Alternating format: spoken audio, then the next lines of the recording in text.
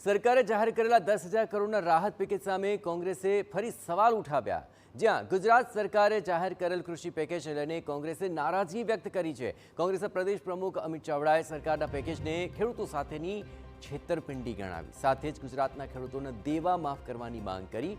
બે તરફ કિસાન કોંગ્રેસના નેતા પાલ આંબલિયાએ કહ્યું કે ભાજપ સરકારે રાજ્યમાં પાક વીમા યોજના બંધ કરી છે। છેલ્લા 11 વર્ષમાં ખેત પેદાશોના ભાવ નીચે આવ્યા છે। 7 સિઝનથી રાજ્યમાં કમોસમી વરસાદથી ખેડૂતો પરેશાન છે, છતાં ભાજપના નેતાઓ આ જાહેરાતને ઐતિહાસિક ગણાવે છે। પાલ આંબલિયાએ એ માંગ કરી કે સરકાર ખેડૂતોના 96,000 કરોડના દેવા માફ કરે।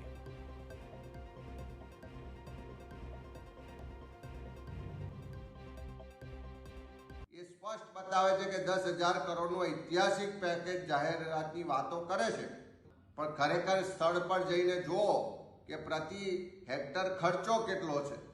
પ્રતિ હેક્ટર એનો ખર્ચની સાથે એનું જે ઉપજ છે એને વેચવા જાય તો એની જે આમદની થવાની એનો સરવાળો કરીએ તો 1 વીઘાના 50,000 રૂપિયા સુધી કપાસમાં અને અન્ય પેદાશોમાં એટલી આવકની શક્યતાઓ ખેડૂતોની મહેનત હતી, એની સામે આ પેકેજ નહીવત છે। આ પેકેજ ખેડૂતોની આંખોમાં ધૂળ ચોકવા બરોબર છે, ખેડૂતોની સાથે છેતરપિંડી કરવા બરોબર છે। હે સરકાર, આ કેવી રીતે ઐતિહાસિક પેકેજ છે?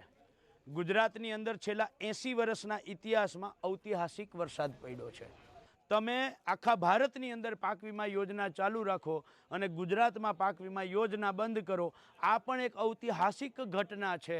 ગુજરાતની અંદર છેલ્લી 7 સિઝન કમોસમી વરસાદ, અતિવૃષ્ટિ, વાવાઝોડાનો માર ખેડૂત સહન કરે। 7 સિઝનમાં ખેડૂતના મોઢામાં આવેલો કોળિયો કુદરત છીનવી લે અને સરકાર માત્ર જાહેરાતો કરે અને આપે ઠનઠન ગોપાલ। આ પણ એક ઐતિહાસિક ઘટના છે। એના કારણે આજે સરકારે 10,000 કરોડનું પેકેજ જાહેર કર્યું, પણ આ અપૂરતું છે। નુકસાનનો આંકડો અતિ મોટો છે, એટલે કે 72 લાખ હેક્ટર જમીનમાં તો વાવેતર થયું એવું સરકાર કહે છે, અને સરકાર જ્યારે કહેતી હોય આટલા બધા મોટા વાવેતરનો નાશ થયો હોય, ત્યારે એ સંજોગોની અંદર ગુજરાતના ખેડૂતોને કોંગ્રેસ પક્ષે માંગ કરી હતી, સંગઠનોએ પણ માંગ કરી છે કે જેટલું વાવેતર એટલું વળતર આપો, ગુજરાતના ખેડૂતોને એક વખત દેવા માફ કરો। ત્યારે ગુજરાતમાં પણ ભાજપાની સરકાર અબજો રૂપિયાના દેવા જો ઉદ્યોગપતિઓના માફ કરી શકતી હોય તો ગુજરાતના ખેડૂતોના દેવા માફ કેમ નથી કરતી, એ એક પ્રશ્ન છે।